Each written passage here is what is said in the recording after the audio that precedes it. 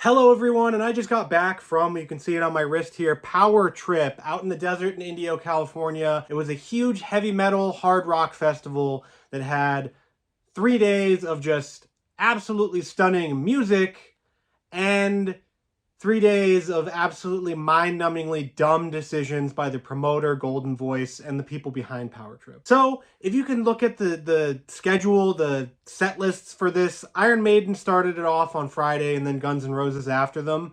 The music for this was fantastic. The sound of the festival was fantastic. I had earplugs in, I got to protect my hearing after all. But with earplugs in, it sounded crystal clear, it sounded perfect. You could hear everything that Bruce Dickinson and Axl Rose were singing. Iron Maiden played the same exact set list that they do on the Future Past tour. I wasn't expecting anything different. I wasn't expecting anything special from them, just because they have such a distinct stage show that they can't really change it up. They can't do like what Pearl Jam does and just, jam songs when they feel like it. Iron Maiden, they have to stick to the set list. They don't change it tour over tour, leg over leg. Guns N' Roses played for 3.5 hours, 3 hours. It was something crazy like that. I didn't take any video of any of this stuff. I don't film the concerts I go to. Sorry, folks. I don't want to sit there with my phone up in the air, not paying attention to what's going on. But Guns N' Roses was absolutely excellent. They were stunning. They basically played all of the hits. They didn't play as many songs as they had on the previous stops of their tour. They played, I think, like 30 songs this time around, and they were playing between 32 and 34 on other stops. You didn't get some of the Chinese Democracy tracks. For some people, that's not missing much, but you did get everything you want. You got all the hits. You got some of the covers you want to hear. The only thing that disappointed me a little bit was that they didn't play their new track, Perhaps. I wanted to hear that one. Probably would have liked it over Absurd or Hard School. Saturday was Judas Priest and AC/DC. They kicked ass. Judas Priest was on their top of their game. They were there to replace Ozzy Osbourne after he had to drop out for health reasons. AC/DC, I've never seen AC/DC live. They were an out-of-body experience. Yes, they were an out-of-body experience. AC/DC was fantastic. Outside of a couple miscues and flubs in the first couple songs on the set list, Angus Young did mess up the opening of Thunderstruck, but once they got through all of that, it was as hard-rocking, as amazing as you can imagine. I don't understand what people were expecting out of this. It's AC/DC. They're all, in their 60s plus. Brian Johnson sounded fantastic. Angus Young was shredding on the guitar. The whole band was great. They were the highlight of the festival. They made this festival feel special where other bands on the bill did not. Sunday, it was Tool and Metallica, and I am really, really sorry, Tool fans. I hadn't listened to a lot of Tool beforehand. I just didn't have the time to dive in and see what they were about. They are not for me. They are really, really not for me, and I don't fault people for enjoying it. Some of the riffs and stuff like that I was hearing I really enjoyed, but it's just like the whole vibe of the band, and I get that they're trying to be, it's all about the music. That's what Tool is. It's all about the music. Please don't look at us while we're on stage. It's all about the stuff that's going on the outside. I just didn't connect with it. It wasn't for me. And if you love Tool, great, awesome. Hope you enjoyed the show. I just didn't really go for it, and it felt like they were not fitting the vibe of this entire festival. It felt like they were a weird inclusion in the first place, and then after seeing them, they definitely were a weird inclusion. It's just, you have these other big, boisterous bands, and then you have Tool going out and playing, and their lead singer saying maybe 6 words besides singing the entire time he was up there. Metallica closed out the festival, and they were fantastic. They were fantastic. Metallica did everything you would want out of a Metallica performance here. They played most of the songs you would want to hear. They gave a little bit of some surprises in there. They only played 16 songs, which is the amount that they've been playing on their M72 World Tour. It felt like they just kind of condensed down both of the set lists that they've been normally playing into one. The Power Trip crowd was lifeless during a lot of the tracks here. It was really disappointing. They were very just not up for Metallica. It was really weird from the reserved section I was in the reserved seats just behind the pit. The pit, I couldn't see how people were going crazy. Maybe they were, But around me and in that reserved section, man, the people were just dead most of the time. It was either some idiot next to me shuffle dancing to Metallica. Outside of that, Metallica were the only ones that made this feel like a special event. Power Trip was awesome. Here's one of the t-shirts I got. It's got Beavis and Butthead, and then it's got all the bands on the back there. They were one of the only ones to make this event feel special.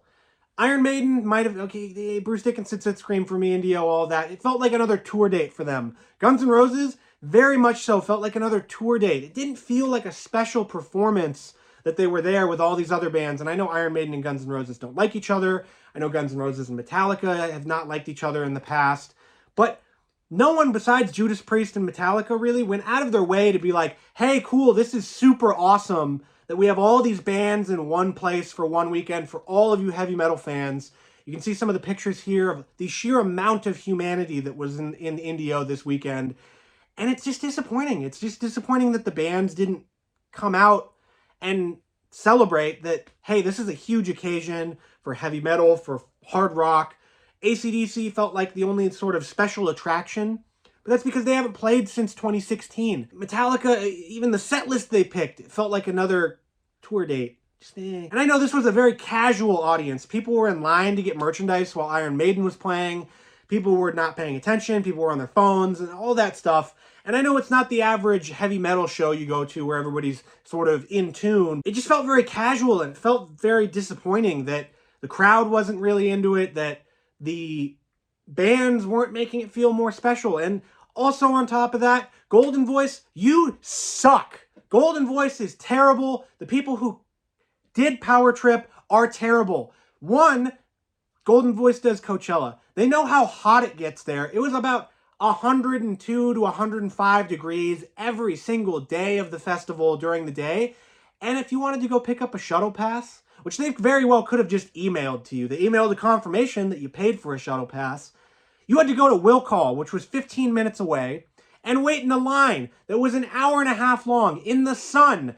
In the sun. There was no shade. There were no water. They were handing out water. Thank God, people would have died. There was no shade. They didn't think to have the foresight to have umbrellas up, to have shade for people waiting in a gigantic Will Call line.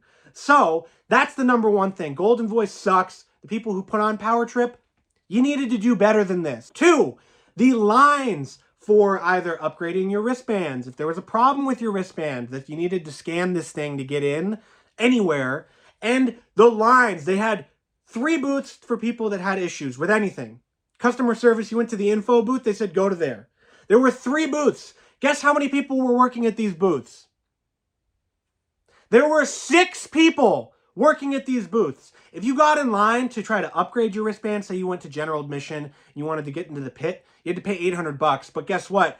You would have paid less if you did that than the people who paid for reserved seats. So that's how it felt, as a spit in the face, as a consumer, as somebody who paid a lot of money for these tickets, to get spat in the face, 1, by terrible service, 2, by employees that were overwhelmed by all of the amount of people, and 3, when you went to go try to buy t-shirts, 1, there was no organization once you got into the actual tent, other than the big-ass merchandise tent that had lines snaking around and not making any sense.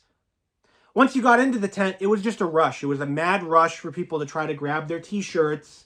And then there's nobody telling the people that are working there, like, hey, maybe you should make people, like, make a decision if you want to see a shirt. And this comes down to stupid people going to the concert as well. If you go and buy a t-shirt, say this AC/DC t-shirt I got, it's up on the wall. You can see the front. You can see the back. I don't need to see it up front, up close, and try it on. I know that a large fits me. I don't need to see it. But there's stupid people in line that do that. This festival, the music was so great. And it was so frustrating because Golden Voice sucks. Power Trip, the people who promoted it, suck.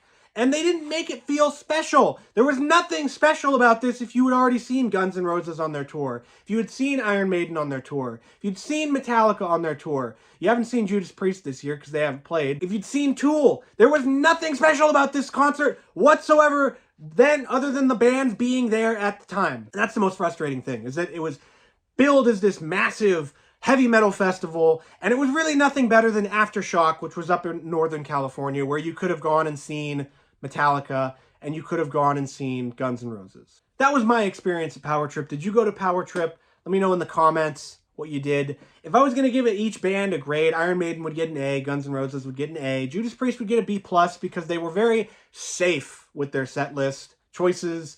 They played to a casual audience. They played a bunch of their casual Judas Priest songs. AC/DC was an A+. They were fantastic. They were magnificent. Tool, I can't give a grade to because I didn't vibe with it very well. I don't know Tool's discography. Metallica was a B, maybe a B+. But overall, the music was great. The actual event itself was not a near failure, but it was about a D+. D+, C-. Maybe I'm being harsh, but it was a terribly ran event. It was hot, it was disgusting, and they did the bare minimum to try to alleviate those sort of things. So, if there's a Power Trip 2, they're going to have to figure out something better. They're going to have to figure out a better way to get the event rolling and maybe not pick the hottest weekend of the year in October. So that'll do it for this review of Power Trip. Did you go to the concert? Thank you for watching, and I will see you again real soon. If you like this review of Power Trip, you can check out all of my Iron Maiden-a-thon reviews where I go track by track, album by album, all of the albums, all here, right here. Check it out.